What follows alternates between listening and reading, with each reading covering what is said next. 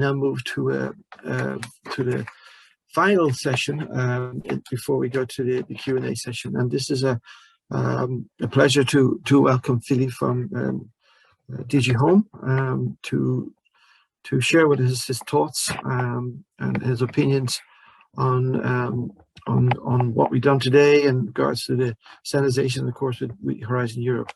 So if it's possible, can we go to Philippe now, please? Philippe, I rather than read out this wonderful bio of yours. I'm here. I'm so good to hear your advice again. So I'm not going to read out the bio because it's a very, very impressive, possibly a shame. But I'm very grateful to you for being today and for your support and putting this together with us, and with yourself on the line, and with Eva and Antella. It was really, really good to have both DG Echo and DG Home collaborating with today. So I think the outcomes will be very positive. So Philippe, I'll stop now, and I will gladly put the floor to you. Thank you. Thank you very much, Tom. I had understood from the program that you wished me to say a few words about theories and the issues related to standardization-related research. Do you wish me to do that? Because I've prepared some slides which I could share, actually. Which, if please forward. Feel free to share the slides on this, because I think the service event is very important. But yeah, I will open my PowerPoint, and then well, hopefully it will be easy to share. Let me see. So I have to put a I have to partage, share screen. Then it's I suppose entire screen. Share. I hope it will work. Do you see something? It works. Okay, so good. I will then put the Okay.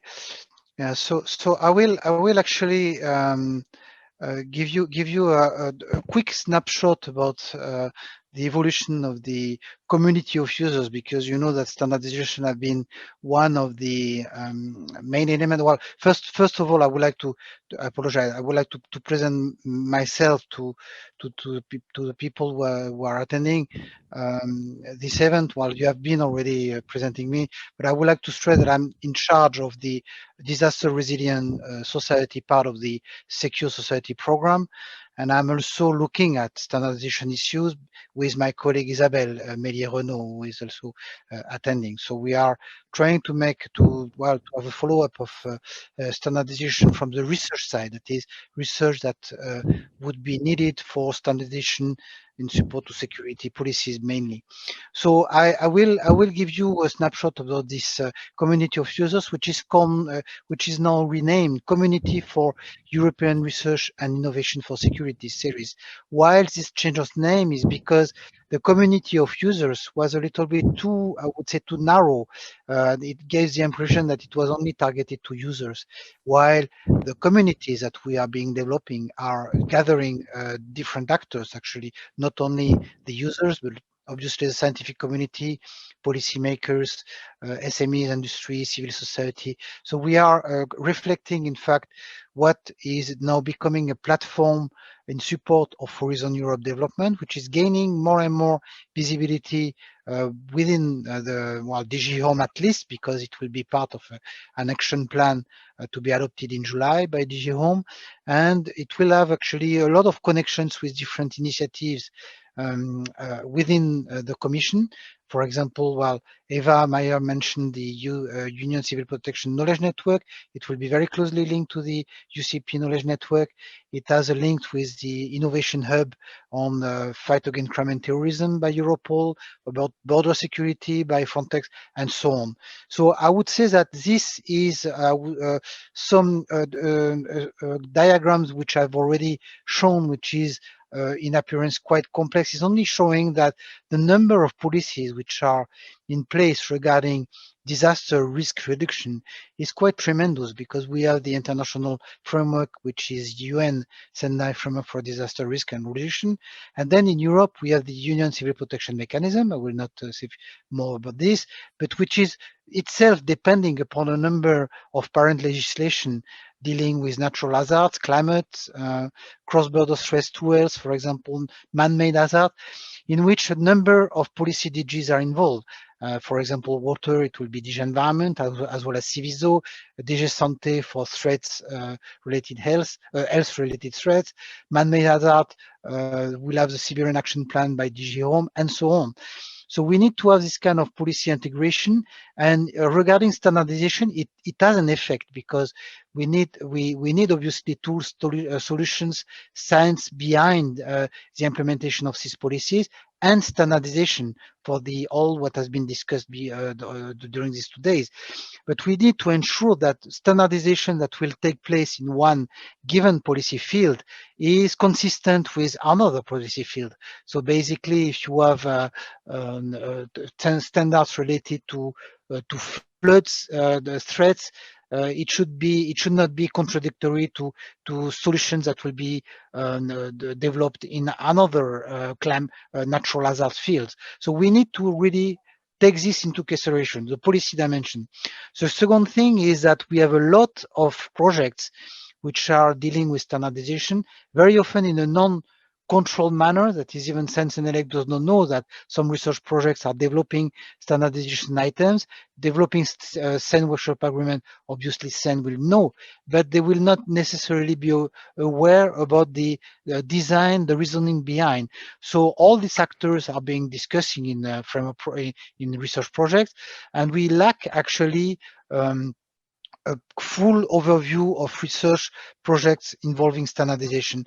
And the STAIR4SECURITY platform is really about this. We want really to have this being reflected in the platform to enable actually to detect synergies and bridges among different projects. So SERIS is actually about developing the community of users goal, analyzing gaps, needs, identifying solutions, synergies, and so on, and needs to be defined, including standardization. I put other needs to be defined because you will understand that in the different thematic areas, we cannot put standardization in one box. So it will be a horizontal feature. I will come back to this. So here, basically, you have the projects on the left hand, which are needed to be done. We have the policies on the other end, and in between we have a lot of networks, information mediation networks, practitioners network, policymakers like UCP knowledge network, which are also in place, which plays a role of bridging the different knowledge together. STAIR4SECURITY platform will find a clear place here, in the heart of this integrating system. We also need to have mediation and information from regarding the market dimension, and standardization has a clear impact also on market dimension for tools and solutions, which needs to be demonstrated, for which the interoperability needs to be demonstrated. So the principle of the series is really to develop an expert group and regular thematic workshop. You have been following this for the rest, but all my colleagues in the other thematic areas, that is infrastructure, critical infrastructure, infra, DRS, disaster risk resilient society, FCT, which is fight against crime and terrorism, BM, which is border management, and a new thematic area, which is called SSRI, which is standing for strengthen scientific research, support research and innovation. And this is typically to fund networking, market studies, foresight studies, and standardization will certainly find a place there in this thematic area. So what I wanted to just very quickly say is that in Horizon Europe, we are developing now the cluster 3, as you know. It will be adopted very soon. It should be in 15 days from now. the adoption of Horizon Europe. We are dealing with a civil security for society program, which is in support, a clear support to different policies. I will not read everything here. And in my field, the area to enhance disaster risk reduction and management.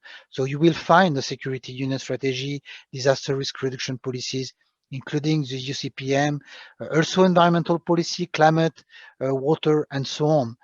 And while this different destination, the word is quite fashionable now. It's not, there are also missions, but here is destination. One of them is dealing with disaster resilient society, but you will see that standardization is a cross-cutting issue, obviously, less discussed and less, I would say, developed in the fight against crime and terrorism and border management for different reasons.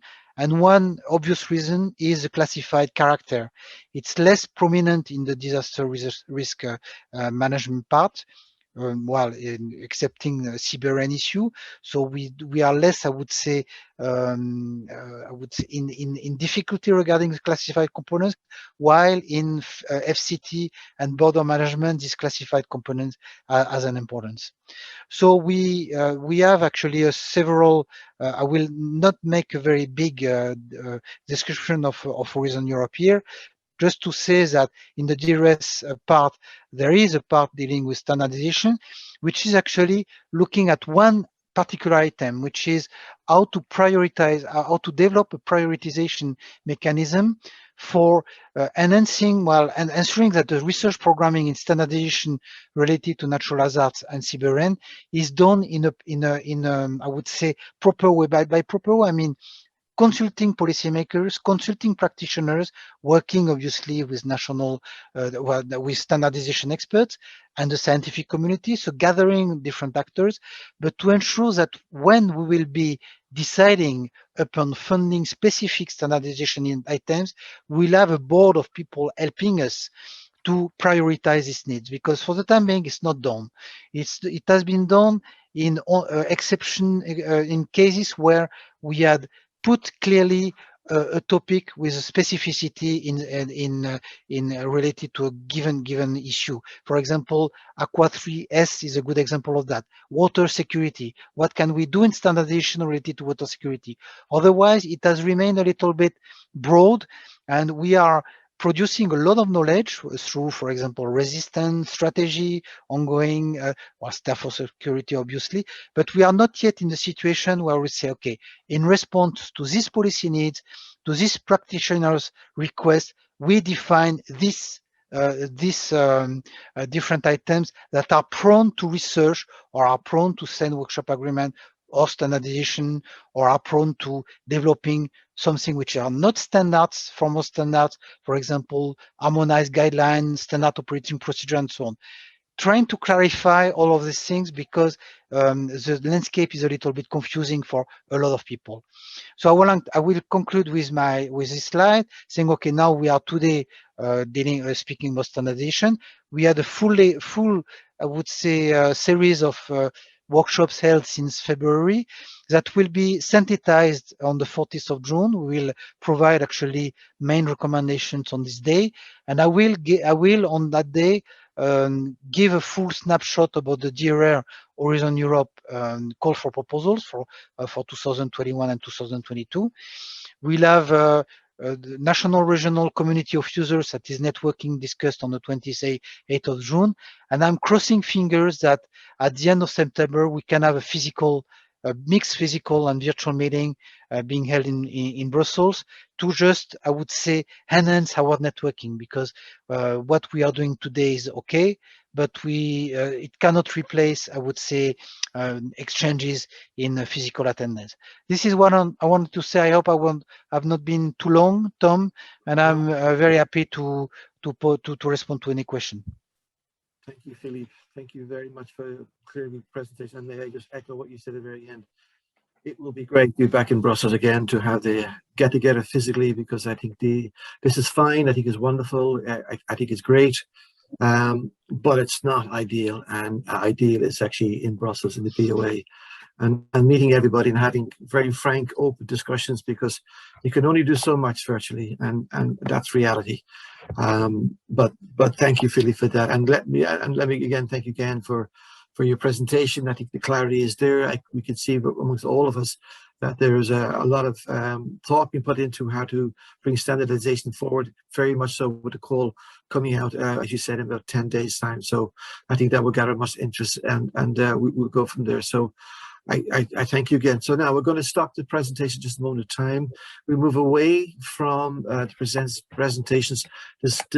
This afternoon, you've heard quite a number of things going on. We listened to me speaking about the No Fear project in terms of the effort we're doing standardization. We heard David speaking very much about the value of the platform in terms of from a practical point of view and how we use it.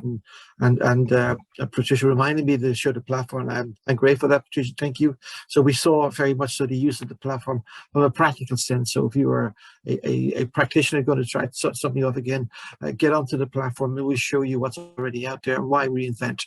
I think that's the best, the bottom line I've kind of got very much so from David's presentation, and I welcome that. Then we spoke to Patricia, and Patricia's made it very clear to us how important governance was and the criterion that she's using, the method which she's using to kind of drive it forward, not just purely for the platform, but for also the e-learning tool.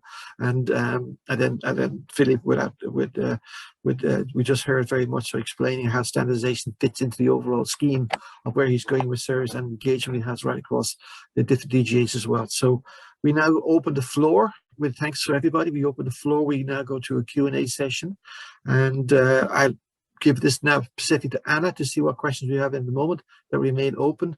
Please, if you have any question now, and I encourage that very much so, please identify the presenter who you want to raise the question to, and your question to is your question as well, please. Thank you. So Anna, the floor is to you. Yeah, thank you, Tom. I think there were a couple of questions from this morning session that still did not receive an answer, or perhaps we can just elaborate one more time at this Q&A before moving to the other questions we have received. Yes, so please. One of these questions, it's not addressed to a speaker, but I think it's probably likely to be for Patricia.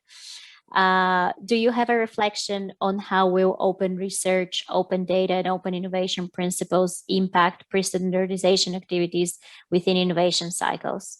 What openness-related barriers do you see based on STAIR4SECURITY experiences in the context in relation to research coordination, access to participation, and active user engagement? Perhaps, Patricia, if you want to. If I understand the obstacles, to standardization related to research, well, principal obstacle that I see is that people, the way to do standards is to go to standardization buddies, to go to the technical committees, and to join and to submit your idea, and then you would get some guidance provided to you to see if the idea is valuable, if it's standardizable, if it's not always the case. If it's not already covered by existing standards, at least partially, and then they would help you move on with your project, write your new work item proposal that you can submit through your NSB. The obstacle I see is people forget one very simple thing. It's well, just do it. As I said, the problem is that we're helping to fix with this platform, hopefully, is we need to make up our minds to know where to go, what to choose. But then at one stage, we need to move on. And move on is, well, if you want to develop standards, go to standardization working groups and technical committees. That's the only way to do it. If I could cut across you there, I think that's fine what you said. I think it's fine, it's perfect. But I'd also like to bring to the account that fact we now have the e-learning tool coming available. And the e-learning tool available has a section there called Standards for Beginners. So in there, I think, you know, if you want to know about standards, it's an excellent starting point. So I think that strengthens the knowledge capacity of those who want to know more about standardization. So once the e-learning tool is available, I think, the component standards for beginners will be a nice starting point as well. I'm not sure that answers specifically the question. Tricia and I were not 100% sure on what the question is, but I think that's the bottom line. What Tricia said about going to technical meetings makes sense. Also going to standards for beginning on the platform, on the e-learning tool also helps. And forgive me if I'm talking too fast at this moment of time. Okay, Anna, back to you again, please. Yeah, thank you, Tom. Thank you, Patricia. Yeah, I think that covers. It was aspects of parts of this question have been raised through several questions this morning, so I think that gives a pretty good idea. There is one other question that has been addressed to David Crouch, and he already answered to it, but I think it might be worthwhile to just reiterate one more time for the wider audience. The question was, if the information is available, why would more sophisticated research interfaces for internet would not do the same? And that was in reference to the platform. I don't know if David, you would like to answer that. Yeah, so it's a very, very good question. And it's, as with most research or databases, it's, for me, having spent a vast proportion of my kind of academic career searching many different search engines to look for snippets of information that might be useful. CBRN, it's a very small acronym, but it's a very big, diverse field, encompassing many different domains. I mean, if you look at all the excellent work that the team's done on the taxonomies, if I just picked chemical warfare, for example, there's medical countermeasures, there's physical protection, there's information management, etc., etc. So for me, this platform has the potential, and as Tom says, all throughout the past 2 days, we're still in phase one.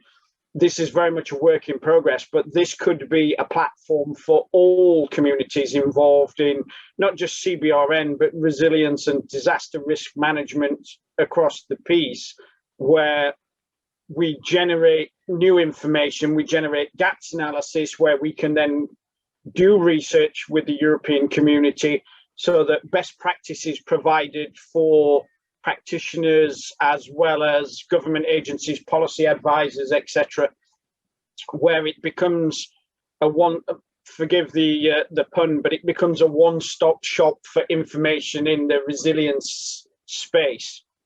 Now, that's kind of the utopia dream. But for me, having spent a long time in my career searching for information, this kind of portal, if it's realized to its kind of eventuality, and it is very much a living, breathing portal, it constantly needs new information put into it. It could be a really powerful tool. I agree with the comment you mentioned, Horst, about I can search other platforms, and this is where the kind of the subtle nuances, especially in the CBRN domain, some of the information will not be public domain. It will be export controlled because of its nature. And if the commission and if the owners of the platform choose to then make it kind of a controlled access where you have to be vetted, so that, for example, if you were part of the Feuerwehr in Germany, you were a CBRN specialist within the German fire service, you're a government official, you could have access to the export controlled areas of a platform. But that's kind of phase 10, 11, 12, whatever the number will be. That's very much a kind of a wish for the future. But for the here and now, I think it's very much a step in the right direction. That I can add to your comments. I think you're spot on. It's a starting point. It's an area that allows us to kind of go forward. I think the fact we amalgamate it all into one area makes it a strong entity that can be used by many along the way. And because the CBRN, we're dealing with diverse skill space, perhaps we can see, can we strengthen it even further based on the skill space that the person has in their interest. So I think we have a lot. We have a starting point. I think it's strong. I think it's good, but there is definitely more work to be done on it. So I hope that helps kind of move it forward. Anna, back to you again. Yeah, thank you, Tom. To that end, David, there is another question that just came in for you. At least it would be helpful to have a professional argument from Google of focused, complex search innovation available under investigation. I'm not 100% sure as to what the question is, but perhaps you could try and answer it.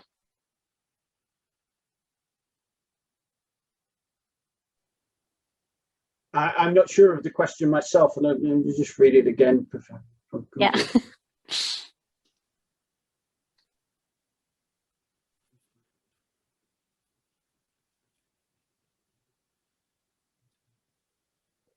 I think from my perception of this is that Horst is asking kind of what to have a professional argument from Google themselves in terms of to complex research innovation available in terms of why don't Google do this type of thing already? I think that's the question. In short answer, I'm not quite sure, Horst. It's kind of a difficult area to catalogue. David, I hear what you're saying as well. He's followed up. He's put search strategy, not topic. Right, gotcha. I'm in terms of Google themselves. I'm not quite sure why they've not looked at this as a platform in the past. I think to some extent, it's especially in the CBRN domain. I don't want to say it's a taboo subject, but it's a bit of a macabre area that most people don't want to be associated with from the morality issues. I mean, most people on this, not most people, all people on this call involved in CBRN do it for defensive and humanitarian reasons to protect society. So, but in terms of Google themselves, I'm not quite sure. I'm sorry, I can't really answer that. I'm happy to correspond with you, Horst, if you want to send me your email address. And we can have a wider discussion on this. Thank you, David. I'm going to just add something to it, and I think best we move on because honestly, we have the platform. We know national bodies be interested in what we're doing. We have obviously policy level as well. The platform is there. So whatever Google does later on in life, it's they're doing. But we've got something here that was solid. Its foundations is laid in place. We want to make it better. So subject matters, questions and direction towards what we're doing and what we're achieving are very welcome to this stage. So I'd rather spend more time talking about the platform that it is as there, and also the e-learning tool and what else we're doing at this call. Questions in that direction, of course, if it's okay. Can we direct them outside the call? I think it'd be best to do it that way. I hope that's okay with everybody. And the floor is to you again, please. Yeah, thanks, Tom. There were several questions addressed to Philippe. One concerned national platforms and how is that promoted and installed. Perhaps Philippe, I don't know if you want to offer an answer to this one for the wider public. Yes, I responded indeed to Horst about this question. When I mentioned the national platform, it concerned actually countries that have found an interest in developing a community of users nationally based. And there are very few examples, and we don't, I will say the Commission has encouraged countries that were willing to do this already a long time ago. I think it was 2 or 3 years ago that we had discussion about this, and only one country did that in a very structured manner, which is Spain. There is a community of users developed in Spain, which is matching actually the thematic discussion that we have in series. But other countries are willing to do that as well. There are interests shown by Austria, for example, Italy, the Netherlands, Sweden. So we know that countries are willing to do that. It's not the Commission which is asking them to develop. It's an initiative developed by member states where we can help. And if we see that there is an interest from different countries, we might put some finances in our work program to help this being developed further, because imagine that we would have a series being developed at EU level with counterpart in the different member states with national community of users or community series, something like that, and even at regional level. Well, we make it because the flow of information from the EU to the national and down to the local people, operational practitioners, SMEs, and so on, is representing a tremendous interest for us, because we can disseminating information, but we can also get feedback from the people. But to respond very clearly to host, we are stimulating this initiative, but we are not mandating this. For the time being, it's purely on a voluntary basis. And it's why we will have this workshop at the end of June to see what can be possible. Just to let you know that in Spain, I went to 2 meetings in the Basque, one in the Basque Country and one in Catalonia. Well, I'm lucky to speak Spanish and Portuguese, so I could present things in Spanish. I have met people there from the practitioners, SME sides, that never heard about the EU funding programs and that never were actually attracted to participate because they did not know about this. And I explained what were the potential, I would say, interest for them to at least know what is going on there about tools, new tools, solutions, standardization, and so on. And this we cannot do from the Commission side because we do not have the resources.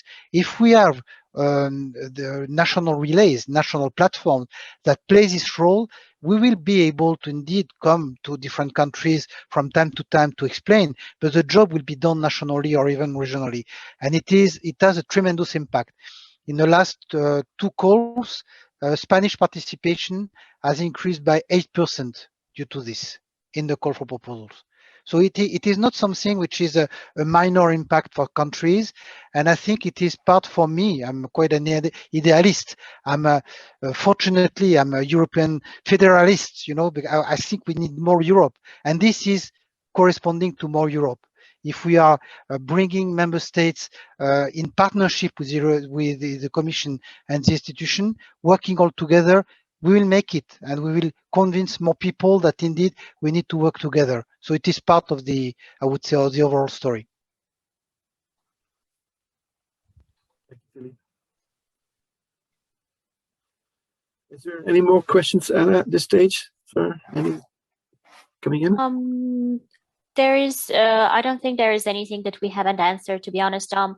I think just to reiterate here, we have received quite a few messages on interest for linking in with us for the platform and the e-learning tool. Thanks for everyone who have reached out, and we'll be following with you via email individually after the event in the upcoming weeks. And I think another question. Another question just came through regarding the series page, saying it's a great hub, but presentations or speeches from past events seems not to be uploaded of the events area. Seems not to be working. Any hint? That's more of a perhaps a technical query that we can take up at a later stage. It's strange. Yeah. Well, I will note the email of Harmonida, and I will come back to this because they should be there. They should be in the website. Yeah. Yeah. Is there any more questions from the audience today? Do we have any more questions? No, I think that's pretty much maybe a final second for a final round of questions. Please, yes, and then we proceed to the next area, which is fine. So I think that's it. Thank you for some comments coming in, which are positive. Very much appreciated. So I'm going to just bring it to the next stage, which is coming to the closing part of it. I think we're slightly ahead of schedule. I think what we had is good engagement over the past 2 days. I think yesterday morning we learned very much so from Clive, very much so really what the issues were in terms of standardization for the community. We learned a lot. The polling came through made it very clear that there are standardization problems, and it was taken forward to where we spoke very much so about actually using the platform. And there from the platform, as you can see in your screen, what's it all about? It is that, and there including with Dr. Professor Luigi, he actually is using it in terms of one of the projects I do, the including project. So the value of the platform is starting to come through. So I think from yesterday morning session, we had tried good feedback from all of you, and I think we've also got some very interesting questions. So we were very pleased with yesterday's morning. So I think the platform is there for you, the details of which we will release later on in terms of how you can do it with Augustine, and also the e-learning tool. Moving ahead to this morning session. This morning session focused differently. This morning session was about really the e-learning tool, and I think its capabilities now are recognized. In fact, the fact that you come in from different skills bases made it very clear that what areas, be it a course, be the area of the tool, where it be the pre-standardization, everything was there based on what we believe skills based, and we're trying to guide you there. Now the next stage to advance it is to try to bring the private side forward, and also to make sure that you optimize your time using the platform. So that's an area that clearly needs strengthening, and I think that potential is clearly there. I think also if we move forward to the next stage we spoke about was to do with what Steffi and Camilla did, and they spoke about the work that's ongoing at CWA, which is being revised under the STAIR4SECURITY platform at this stage. And then we had two separate projects. One was to do with the strategy, which again is looking at pre-standardization area, and then also the Aquas 3, which Tassos did, and it's all about very much so standardization in the water security. So that they were very good, and they're very different from what we had been doing up to that moment of time. And then DJ Echo came in. Now, DJ Echo took a lot of questions from them. I think perhaps you could even spend more time with this. And what the message that comes from that is that there's an awful lot of work going on in DJ Echo, which obviously collaborate with DJ Home. But what they want to know from everybody is that they want to collaborate more, they want to hear more information, and they want to move forward. So they are breaking the mold like we are in have done in STAIR4SECURITY. It's not working in silo mode. So I think that principle going forward is very important. Then the presentation about interoperability I found quite interesting.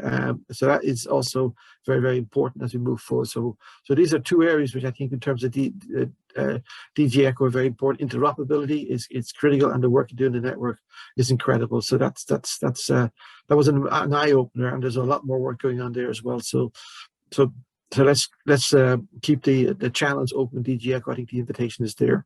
In the afternoon session today, I presented under Nov here the better practice ecosystem and the work we're doing on the API at the moment. My apologies if I spoke a bit quick, and sadly I was a little bit tied up on an email which took longer than anticipated, and therefore slightly late. So my big apologies for that. But we moved on then to David, and David and Augustine presented very much so scenarios whereby the platform had David to redo the whole project, the Asterisk project, all over again. By having the platform there, the knowledge capacity of the platform would have saved us a lot of time, effort. And the word we used yesterday, which I think David would echo, is that we're now talking about cost-effective resilience. Because why should we have to go and reinvent things from scratch? If the knowledge is there on the platform and we can see it, then we can all benefit from it, be it a policy level, be it a practitioner level, be it researchers. Because the one thing that came across from Eva and also Antonella's presentation was that we're planning for the unknowns. In other words, those attacks that may come down the road, and that's where the research comes into it. So there's a lot of collaboration kind of going on there. And then Patricia explained very much so this afternoon about the sustainability and spoke about the criteria and many aspects that we have to take into account kind of going for the next stage. And I think we have an asset, and the asset will be as strong based on the data information that's in there. So that's something that needs to be explored and discussed about, and no doubt we'll speak to Philippe and also Eva later on about how best we can actually exploit the value of the platform going forward at policy level. So that's stage. And then we moved to Philippe, and Philippe was very kind to come on board today and talk to us. and he explained clearly the direction that the service is going and how standardization fits into it. And he is clearly bringing us into the foreground where in a couple of days' time, I think DRSO2 is to call it, Pacific said, is where standardization fits into it. So by and large, what I think we have done today is we've explained over the past 2 days the strategy we've taken, the method we've adopted, the approach we've taken, the platform in detail, sufficient detail in terms of the practicalities of using it, and also the